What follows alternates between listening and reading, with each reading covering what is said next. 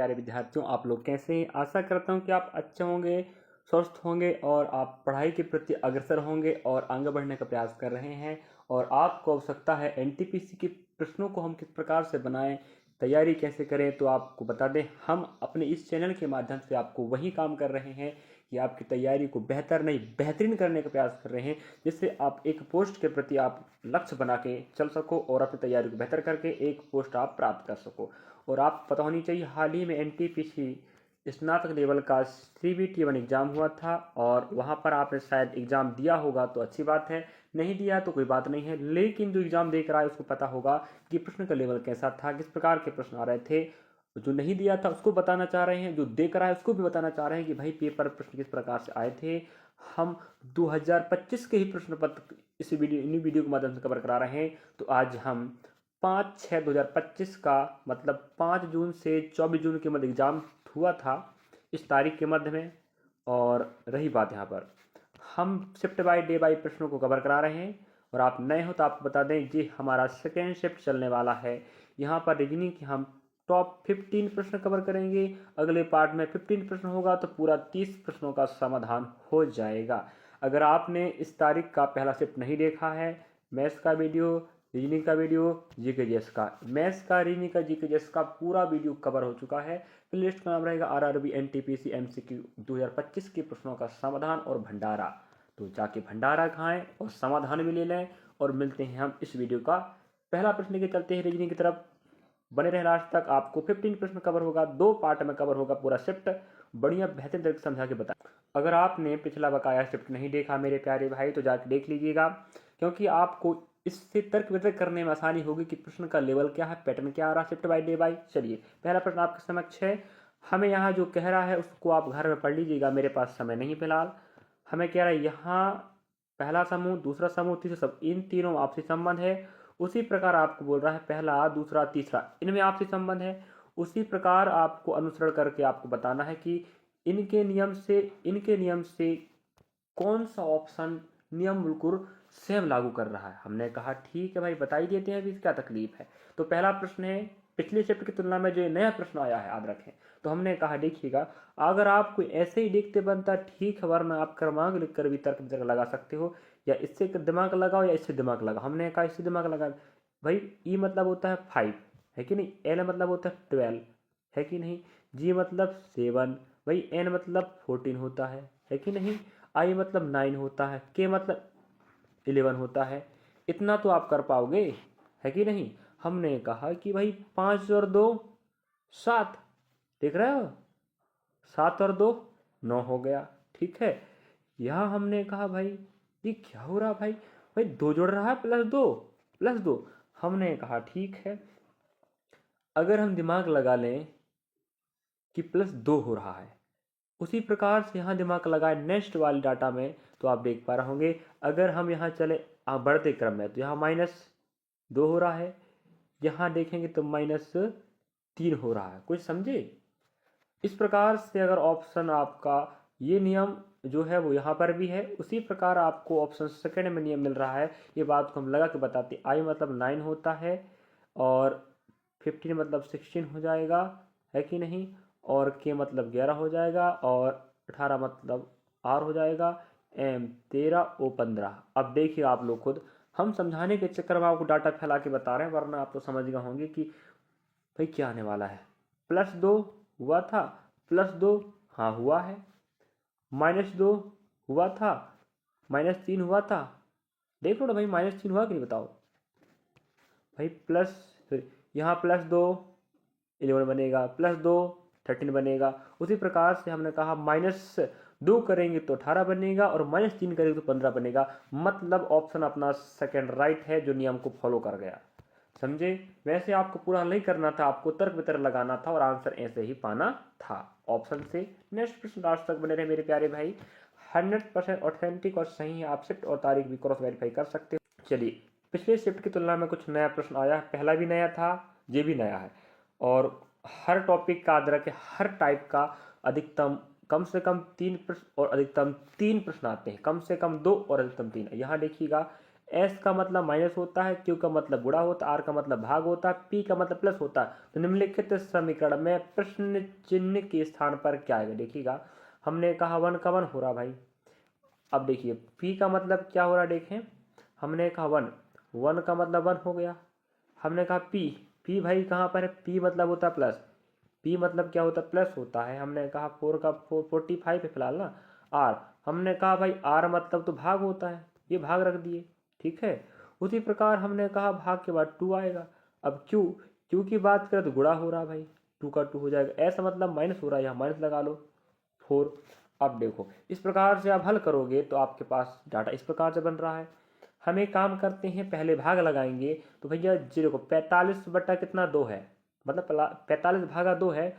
इसको अगर आप ऐसा नहीं लिखना चाहते हो तो ये बनेगा 45 बटा 2 भाग, और गुणा में अपना 2 हो जाएगा ये डाटा, 2 से 2 कैंसिल हो जाएगा, कि ना होगा बताओ भाई? 45 भागा 2 तो हमने कहा 45 बटे 2 है, वो क्या है? वो 45 बटे 2 है। तो यहाँ गुणा में 2 था, 2 से 2 कैंसिल हो गया, ओनली 45 बचेगा।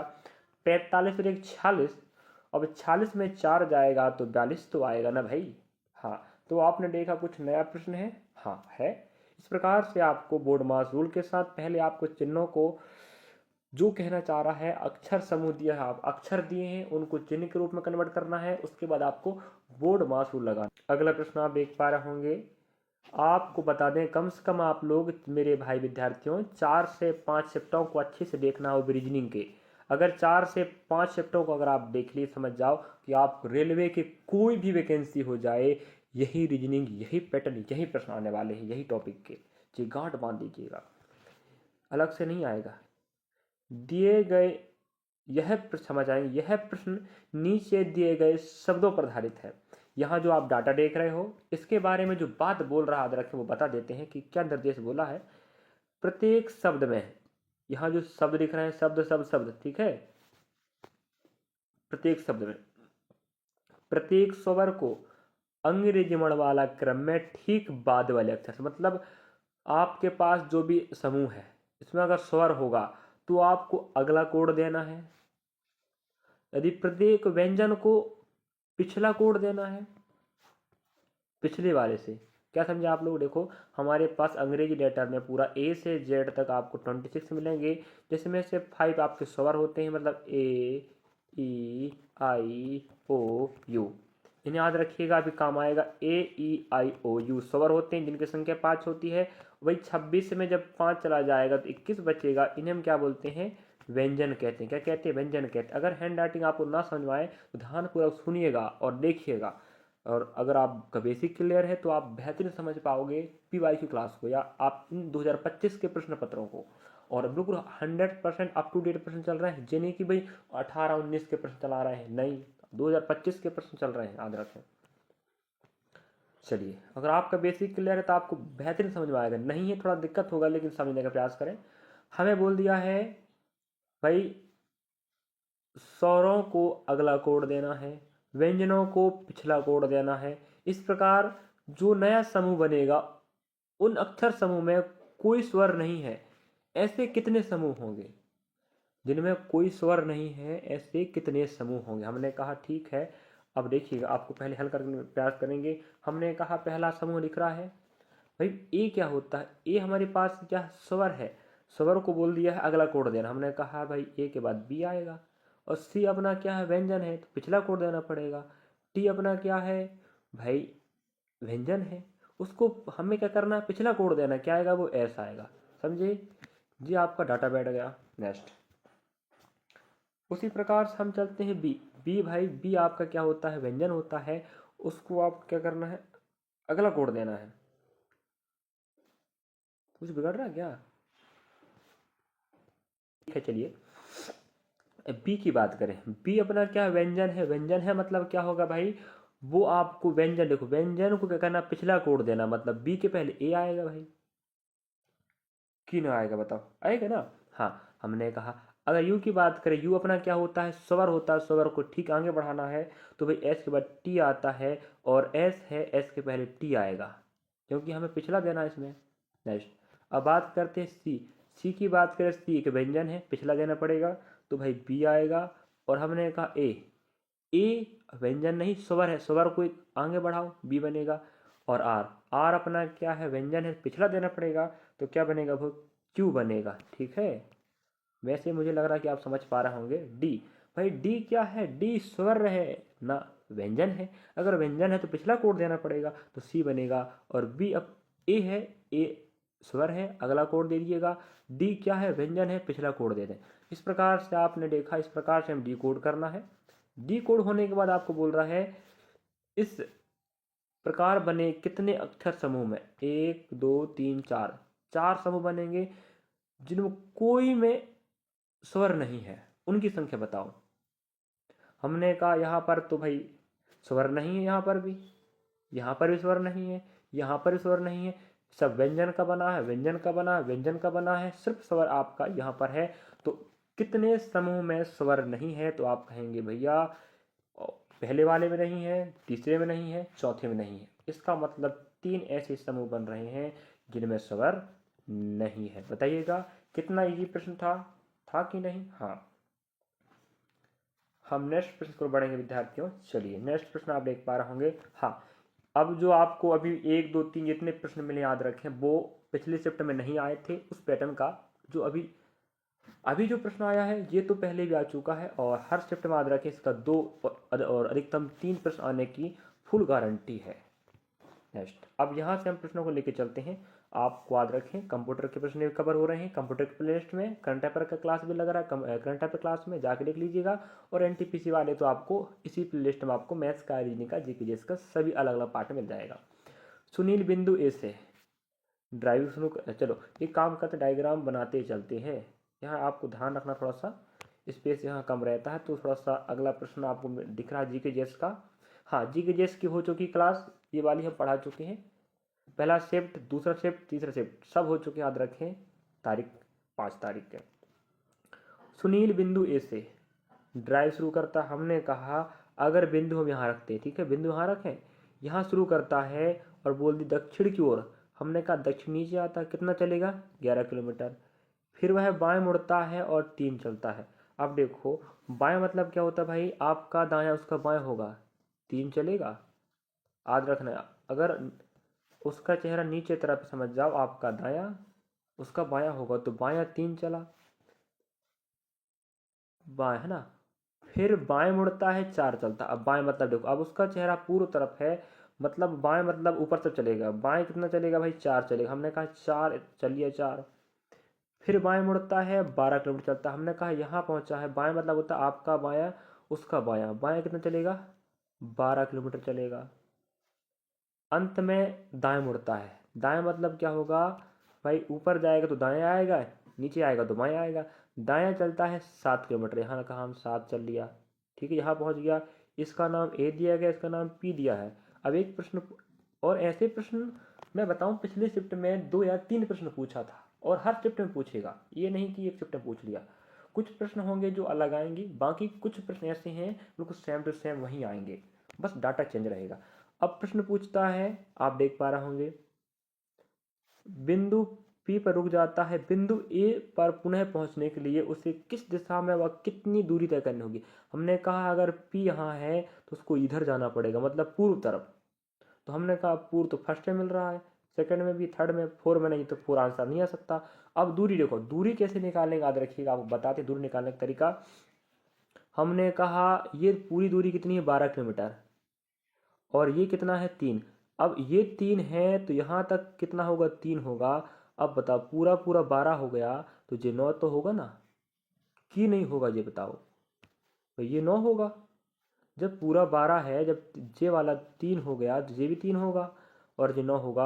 अगर जब जे 9 है तो जे भी 9 होगा, इसका मतलब 9 किलोमीटर पूर्व आपका राइट आंसर होगा। समझे कि नहीं विद्यार्थियों। आप लोग क्रॉस भी चेक करना, आपको दोबारा खुद से भी हल करके कहीं हम मिस्टेक तो नहीं कर दिए। हाँ, नेक्स्ट प्रश्न, अगला प्रश्न आप देख पा रहा होंगे, देखिएगा यहाँ पर जो डाटा दिया है इसको पढ़ने में समय वेस्ट ना कीजिएगा, ठीक है, इसको पढ़ने में समय वेस्ट नहीं कीजिएगा। अगर आपको पढ़ना है तो आप पढ़ सकते हैं, वरना आपको प्रश्न का कॉन्सेप्ट यही समझना पड़ेगा। इतना डाटा पढ़ते पढ़ते आपको बता दूं कम से कम 1 से 2 मिनट आप लगा दोगे। 1 मिनट पढ़ने में लगाओगे, फिर समझने में लगाओगे, फिर हल करने में लगाओगे, मतलब 5 मिनट खा गए। 1 नंबर के प्रश्न में अगर 5 मिनट लगाओगे तो बाकी प्रश्नों का क्या होगा लाले? कुछ नहीं होगा। चलिए यहाँ बता देते हैं। यहाँ पर जो आंकड़ा दिया है इसी को आप गौर फरमाना है, समझे? इसी से कॉन्सेप्ट बनने वाला। ये 2 भाग में बटा रखा। कितने भाग में बटा है? 2 भाग। दिख नहीं रहा है? हमने कहा 3 में 2 जोड़े 5, 10 में दो जोड़े 12, 8 में 2 जोड़े 10, 20 में 2 जोड़े 22 और 5 दूना 10, 10 दूना 20। कुछ समझे?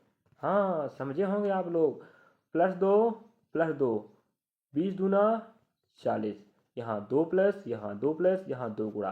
बिल्कुल राइट ऑप्शन आपका सेकंड सही होगा। बाकी आप लोग इसको पढ़ना चाहे पढ़ सकते हैं मेरे प्यारे भाई विद्यार्थियों। देख लीजिएगा किस प्रकार से आंसर आया। और आपको बता दूं ये प्रश्न पिछले शिफ्ट में नहीं आया था, इस प्रकार का प्रश्न अब आया है और आपको फिर बीच में मिलता रहेगा। क्योंकि भाई 5 से 24 मतलब लगभग आप कह सकते हो 20 दिनों तक एग्जाम चला था। लगभग मान लीजिएगा 20 दिन से कम चलने की बात नहीं है, लेकिन आपको बताया संडे अवकाश रहता था।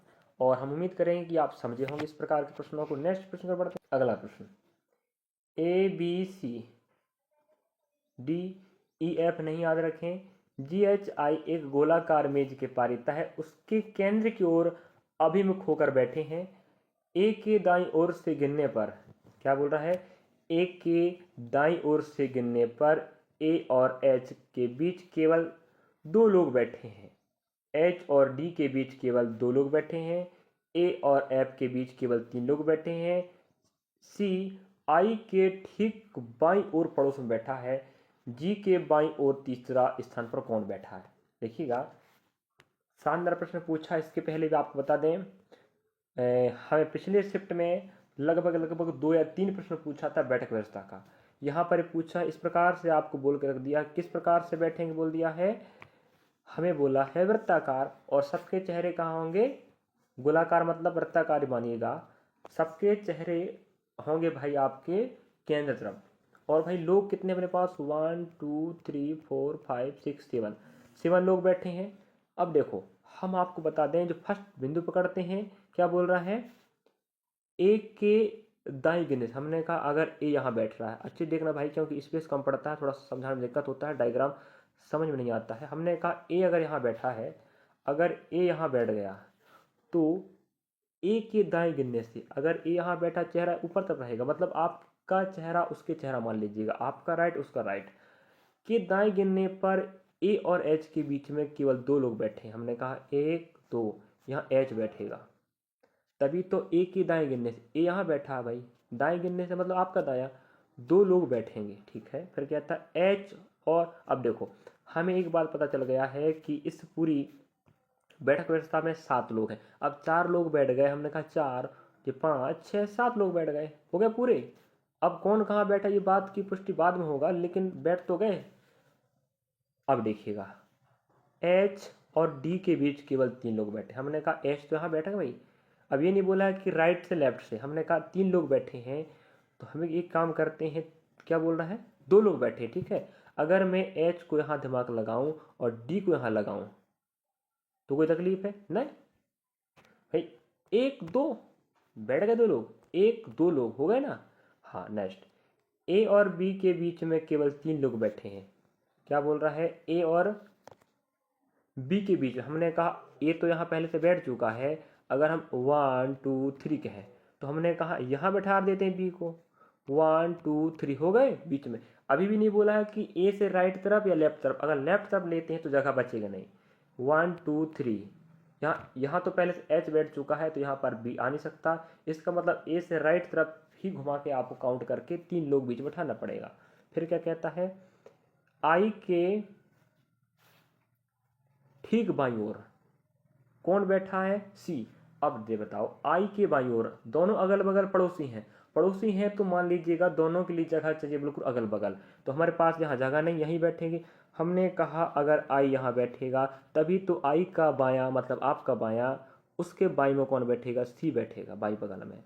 अब जो बचा है वो अपना क्या है? जी है, तो जी आपका यहाँ बैठ जाएगा। कोई तकलीफ बच्चा? नहीं ना। हाँ, कहाँ होगी तकलीफ?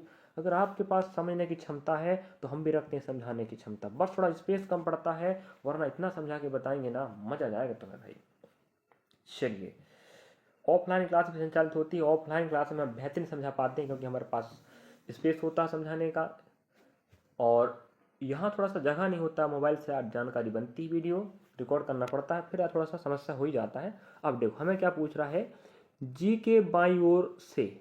अब जी यहाँ बैठा है तो मतलब आपका दायां उसका बायां होगा, इसका फेस यहाँ पर है मतलब आपका दायां उसका बायां। बाईं ओर से गिनने पर तीसरे में कौन बैठा, हमने कहा 1 2 3, यही आपका राइट आंसर होगा। बताइएगा कितना इजी था ना। हाँ, इजी नहीं था, बनने वालों के लिए इजी होता है, और जो बच्चा पढ़ता है उसे इजी लगेगा, जो नहीं पढ़ेगा उसे इजी नहीं, ज़्यादा कठिन लगेगा। तो बस आप पढ़ते रहे, हम आपके साथ। अगला प्रश्न, अंग्रेजी, हाँ यहाँ ध्यान लगाएं, मत पढ़िएगा समय की समय इन्वेस्ट कर रहे हो ना कि वेस्ट ना, समय वेस्ट कर रहे हो, इन्वेस्ट नहीं। तो यहाँ पढ़ने से आपका समय बर्बाद होगा। आपको ऑप्शन देख के समझ जाना है कि हमें क्या पूछता होगा, वरना तुम प्रश्न पढ़ते रह जाओगे और कोई प्रश्न बना के निकल लेगा। तो यहाँ आपको पूछ रहा विषम, इसलिए तो बोलते हैं कि PYQ क्लास पढ़ो भाई, है कि नहीं। PYQ क्लास पढ़ो, प्रश्नों को देखो, बस पे तैयारी कर रहे कुछ भी पढ़ते रहोगे तो कहाँ बनेगा। PYQ क्लास देखो, जो प्रश्न अप टू डेट है उन्हें देखिएगा। चलिए, हमने कहा XY ST OP JK KL FG, मतलब +1 का रूल लगा है, +1 +1 +1 +1 +1 +1। लेकिन आप देखेंगे यहाँ पर ऐसा नहीं है, H के बाद I आता है। चलिए, समझे कि नहीं, HIL के होनी चाहिए थी, क्योंकि देखिए ना, बिल्कुल +1 +1 +1 +1 +1 +1 हुआ, लेकिन यहाँ ऐसा नहीं आपको देख पा रहे होंगे। भाई H के बाद क्या आता है बताइएगा, H के बाद क्या आता है, I आएगा। भाई L के बाद क्या आता है, M आता है, लेकिन ऐसा नहीं है, इसलिए ये क्या हो गया, गड़बड़ा गया, मतलब यह आपका विषम है, विजातीय, अलग है, भिन्न है। तो आप इस प्रकार के प्रश्न, अगला प्रश्न आप देख पा रहे होंगे। हाँ, ये प्रश्न तो हमें पिछले शिफ्ट में मिला था, और वहाँ आपको बताऊँ लगभग मेरे ख्याल से 3 प्रश्न आए थे पिछले शिफ्ट में, यहाँ पर भी आएगा, याद रखें। और कुछ जो टॉपिक नया आ रहा है मैं आपको खुद बताते चल रहा हूँ कि कौन सा प्रश्न नया आया है, और पिछले में नहीं आया था, यहाँ पर आया, जो वहाँ पर आया था यहाँ पर भी आया है, वो ये है। अब देखिए यहाँ पर आपको बता दें, जो प्रश्न दिख रहा है याद रखें, जो इसका अर्थ पूछ रहा है, लेकिन इतना बड़ा डाटा दे के आपको समय की बर्बादी कर रहा है, आपको ध्यान से हल करने का प्रयास करना। 2, हमने कहा 2 का मतलब D बन रहा है भाई। H का मतलब क्या होता है, P होता है कि नहीं।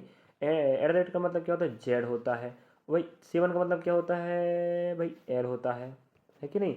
और 9 का मतलब क्या होता है अपने पास, C होता है। ठीक है, इतना तो करना पड़ेगा, इतना आपको फर्स्ट में डिकोड करना है। डिकोड करने के बाद आप क्या करना है, डिकोड होने के बाद आपको शर्त को लागू करना है। हम शर्त पढ़ते हैं, यदि यदि यदि पहला घटक प्रतीक है, क्या घटक प्रतीक है ना भाई, संख्या तो, यदि पहला घटक सम संख्या है, हाँ है भाई 2, अंतिम घटक विषम, हाँ 9 है, तो दोनों घटकों को कॉपीराइट कोड दिया जाएगा। इसका मतलब क्या हुआ, इसका कोड अब कॉपीराइट होगा, इसका कोड भी अब क्या कॉपीराइट होगा, कॉपीराइट PZL कॉपीराइट। ऑप्शन अपने पास कहाँ पर मिल रहा है, D में मिल रहा है, मतलब चौथा में।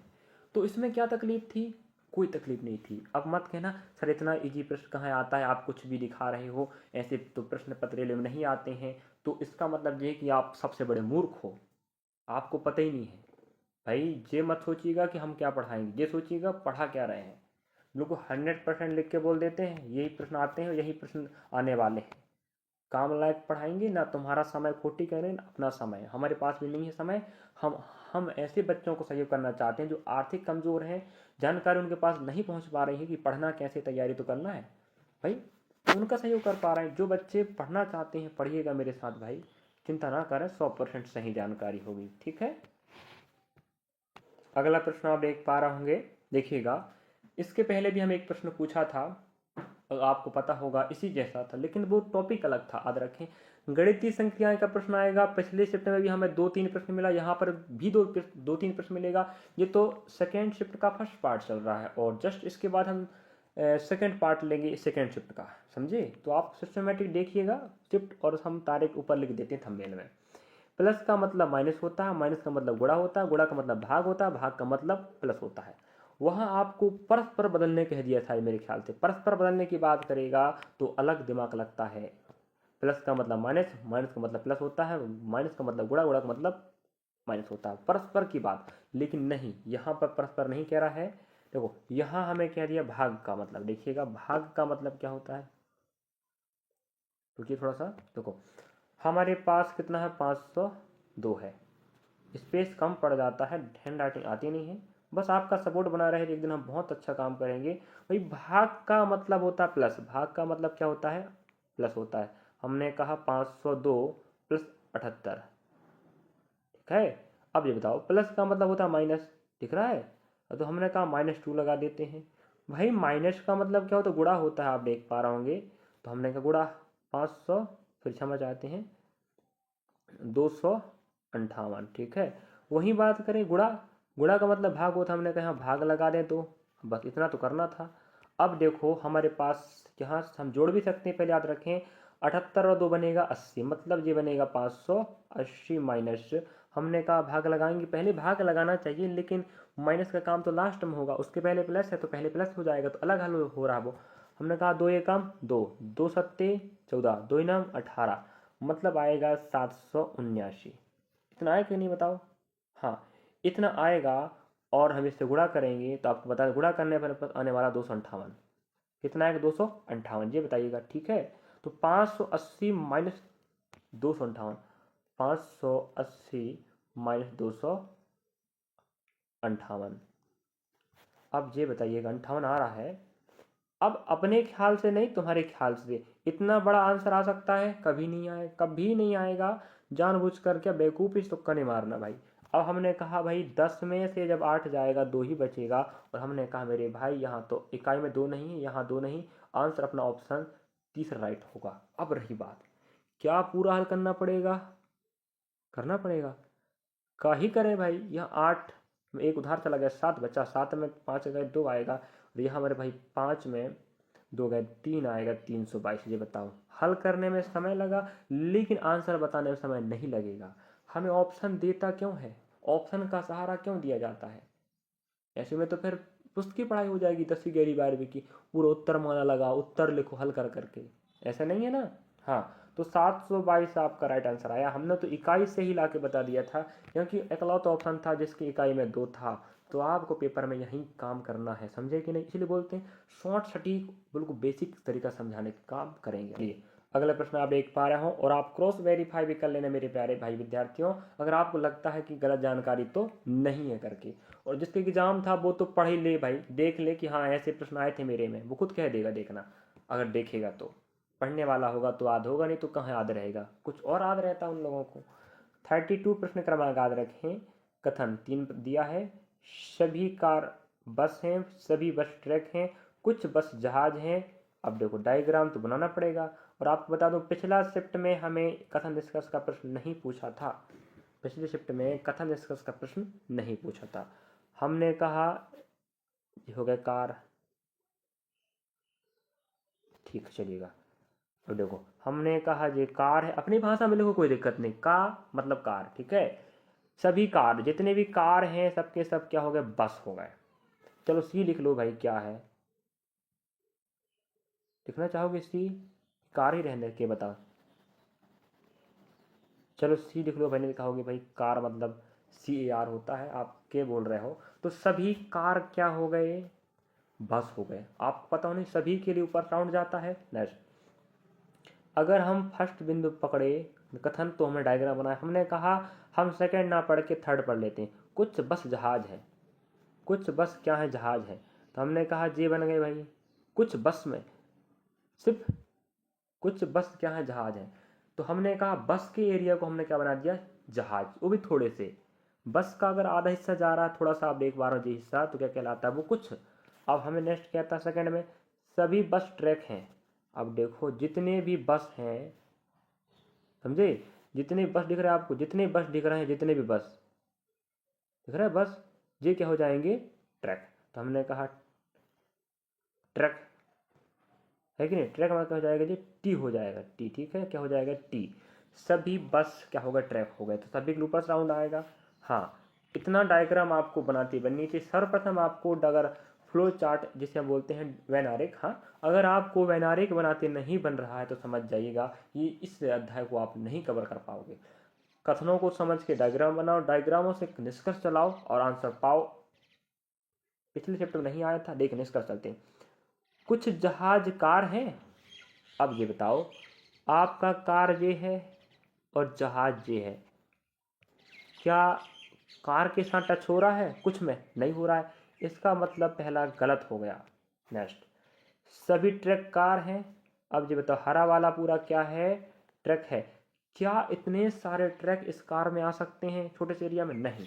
ये कॉन्सेप्ट होता समझने का, उतना बड़ा एरिया इतने में कहाँ जाएगा, मतलब सेकेंड भी गलत।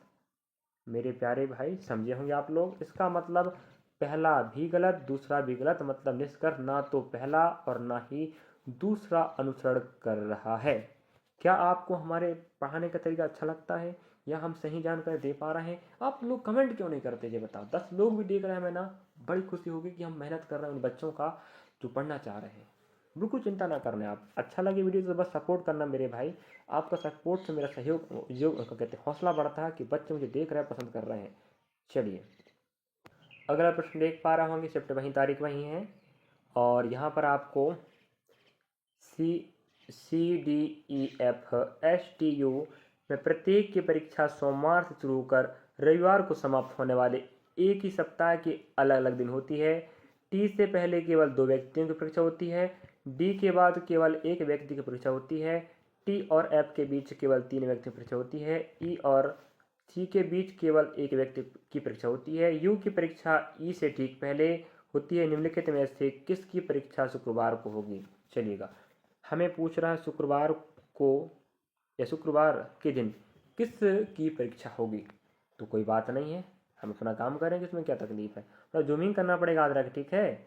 और यहाँ पर जो प्रश्न आप देख पा रहे होंगे ये आपका क्या है, साइंस का प्रश्न याद रखें। और हम इस सेकेंड शिफ्ट का जी के जी पे देखो 5 तारीख का पहला शिफ्ट हो चुका है, जी के जी का सेकेंड हो चुका, थर्ड हो चुका है और 6 तारीख का पहला शिफ्ट हो चुका है। तो जी के जी थोड़ा फटाफट चल रहा है और एक पार्ट में पूरा 40 के 40 प्रश्नों को कवर कर रहे हैं। बाकी मैथ्स रीजनिंग का तो 15-15 प्रश्नों को पार्ट कवर, थोड़ा वक्त लगता है ना मैथ्स रीजनिंग समझाने भाई, इसलिए। चलिएगा, अब हमने कहा भाई 1 2 3 4 5 6 7, ठीक है ना, 7। अब देखिएगा, आपको बता दूं मैं कि जो क्रमांक दिया हूँ फर्स्ट वाला आपका क्या रहेगा, सोमवार मंगल बुध गुरु शुक्र शनि रवि, ठीक है। इस प्रकार, क्योंकि यहाँ लिखने में थोड़ी समस्या होगी, बाकी आप लोग यहाँ पर दिन भी लिख सकते हो, ठीक है।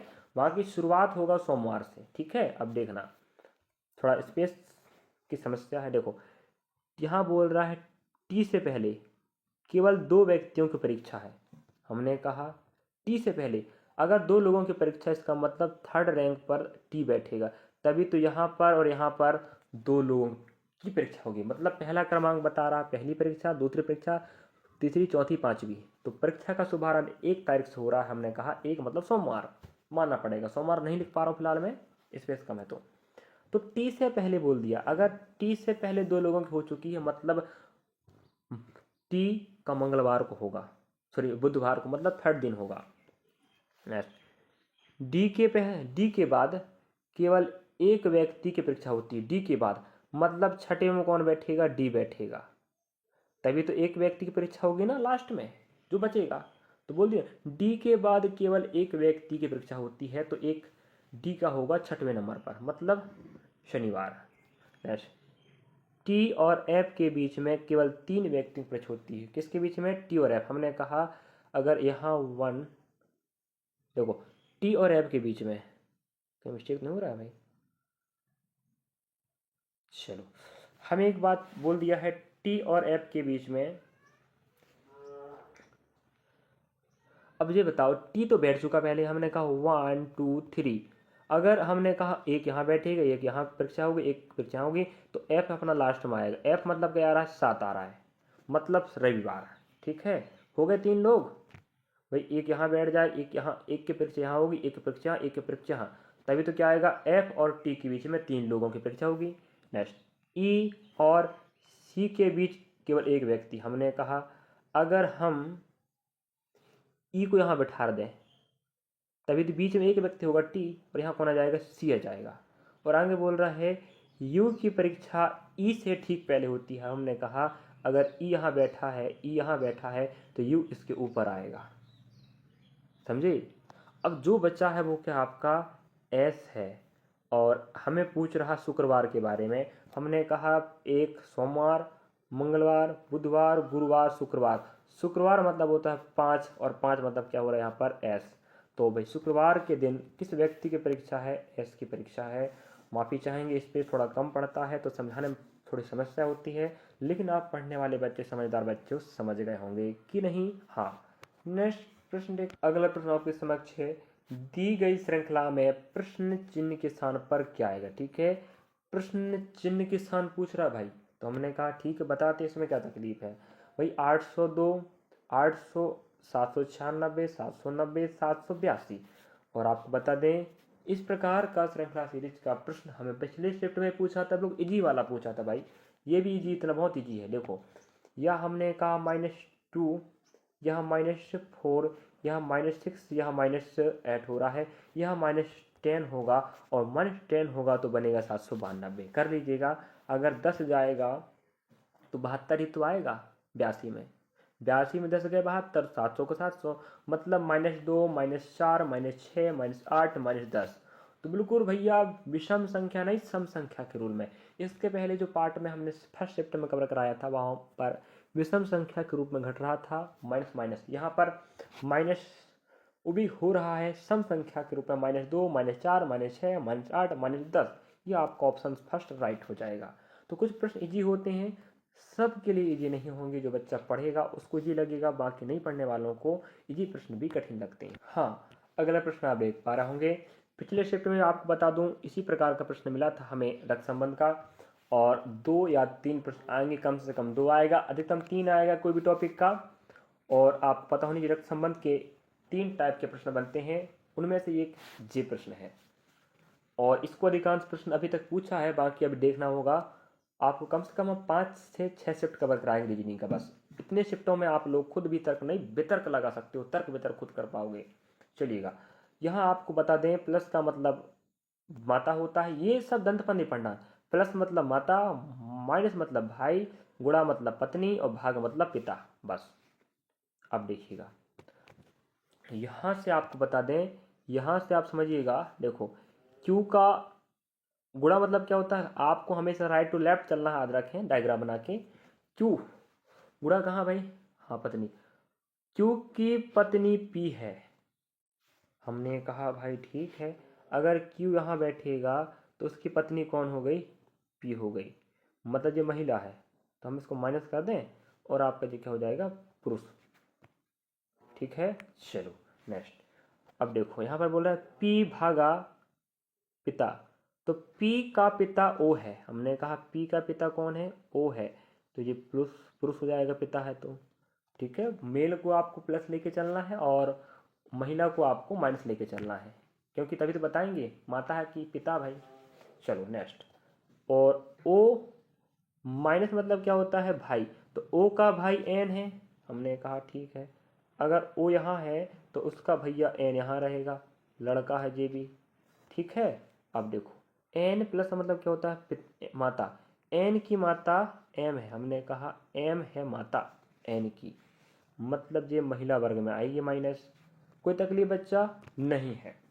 कुछ बच्चे कहते हैं सर हैंड राइटिंग ठीक ठाक नहीं जा रही, समझ में नहीं आ रहा है, तो उनसे कह देना चाहता हूँ भाई थोड़ा समस्या है, इस बात में माफ़ी चाहेंगे, लेकिन आप बस हमारा सहयोग करते रहें, आप पढ़ते रहें।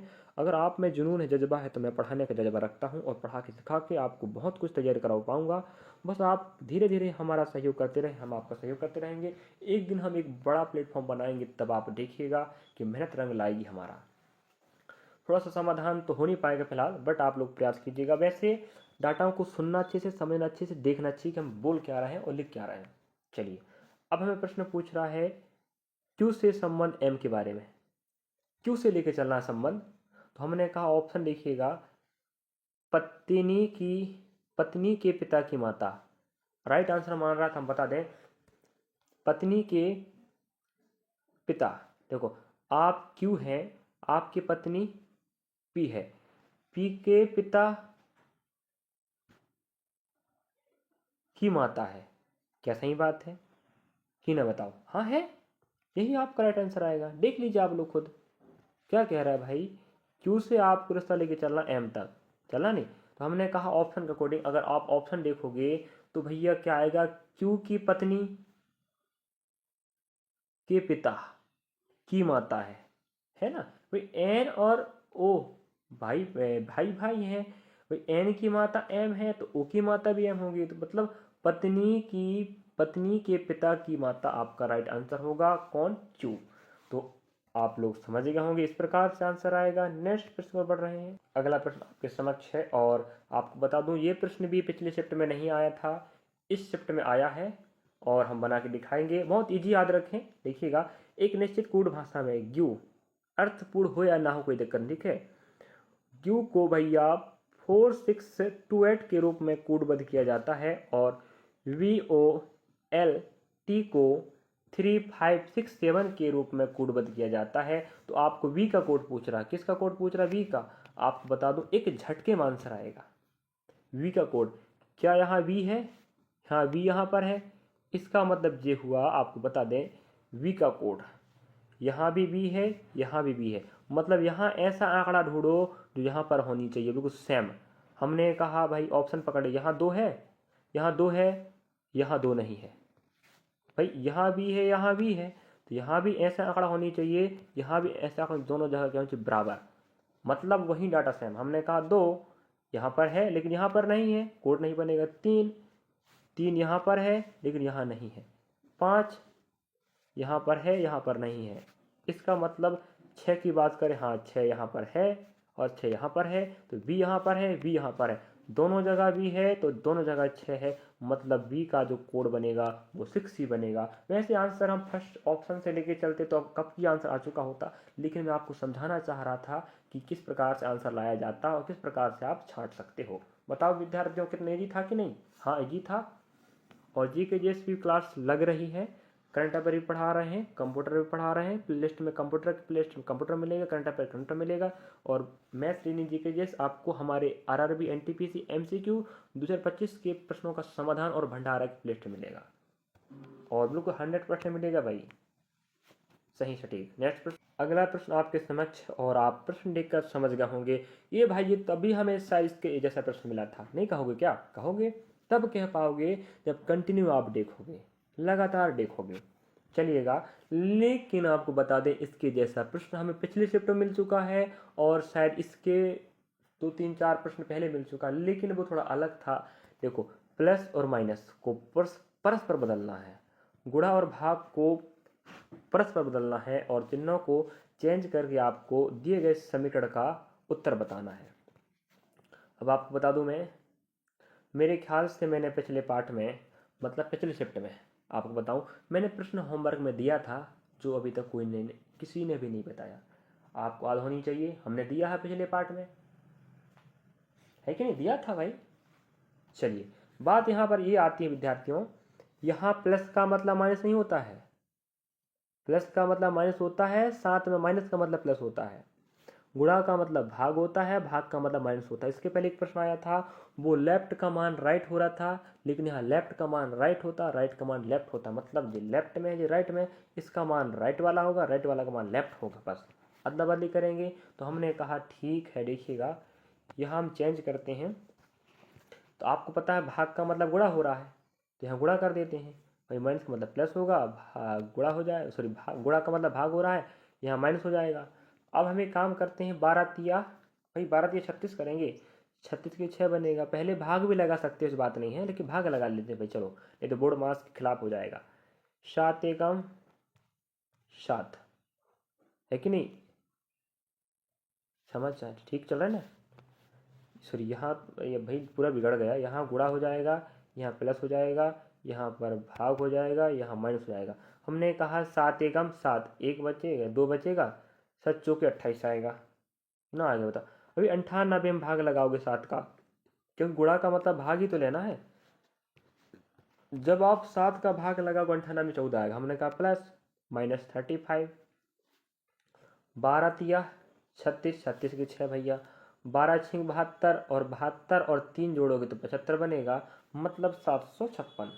आप एक काम कीजिएगा, या तो जोड़ लो या घटा लो भाई। हमने कहा ठीक है, अगर 6 में 4 जोड़ेंगे 10 बनेगा, हाँ 1 बचेगा, 5 और 1 6 7 होगा, 770 आएगा। जब 770 में जब 35 जाएगा तो 735 ही बचेगा, इसमें क्या तकलीफ है। तो आपका आंसर आएगा 735। मेरे ख्याल से संभवतः पूरे प्रश्न हो चुके हैं। टॉप 50 पार्ट ए है, और ये आज रखें 5 तारीख 6वां महीना 2025 का शिफ्ट नंबर 2 है, और फर्स्ट पार्ट चल रहा है। सेकंड पार्ट बी नाम से आएगा 15 प्रश्नों का, और कुछ प्रश्न अगर कम ज़्यादा हो गए होंगे देख लिया जाएगा, बात की बात है। और मेरे प्यारे विद्यार्थियों, मेरे बालक और बालिकाओं, मेरे दोस्तों, मेरे भाई बहनों, अगर आपको अच्छा लगा हो तो आप लोग हमें सपोर्ट करें, बढ़िया मेहनत करें आप लोग, हम आपके साथ हैं। जो भी तकलीफ समस्या है आप हमें शेयर कर सकते हैं, सर यहाँ दिक्कत हो रही, यहाँ समस्या हो रही, इस प्रकार के प्रश्न नहीं बनते हैं, टेंशन मत लो। हम आपको लगभग 5 से 6 शिफ्ट कवर कराएंगे रीजनिंग का, और यकीन के साथ कह दूँ 100% गारंटी के साथ यही प्रश्न छपेंगे जो टॉपिक हम पढ़ा रहे हैं। बाहर से आने के चांस नहीं है। रेलवे की कोई भी वैकेंसी हो यही पैटर्न फॉलो करेगा। आरआरबी, एनटीपीसी 1-2 लेवल, चाहे 12 लेवल स्नातक हो, ग्रुप डी एनटीपीसी हो गए, आरपीएफ एसआई कांस्टेबल, जल्द वैकेंसी आएगा। अभी तो आकर चला गया, फिर आएगा, वहाँ पर भी आपको मिलेगा यही पैटर्न का। और आप बता, ऑफलाइन क्लास भी संचालित होती है, आप ऑफलाइन भी ज्वाइन कर सकते हो अगर ज्वाइन करना चाहते हो तो। वीडियो अच्छा लगा तो बस हमें यही कहना चाहते हैं कि आप अपने साथियों के पास, जो पढ़ना चाहता है उसके पास शेयर कर दें, कि वो भी पढ़ लिख कर आपके जैसा समझ सके और बेहतरीन भविष्य बनाने का प्रयास कर सके। कम से कम उसको फ्री ऑफ कॉस्ट तो सहयोग हो सके। हर किसी के पास पैसे का तंगी नहीं होती है, लेकिन किसी के पास होती है जो पढ़ नहीं पाता पैसों के कारण, तो हम उसका सहयोग कर पाएंगे। चलिए विद्यार्थियों, पढ़ते रहे हम आपके साथ। नेक्स्ट पार्ट आपको मिलेगा इसी शिफ्ट का, इसी तारीख का।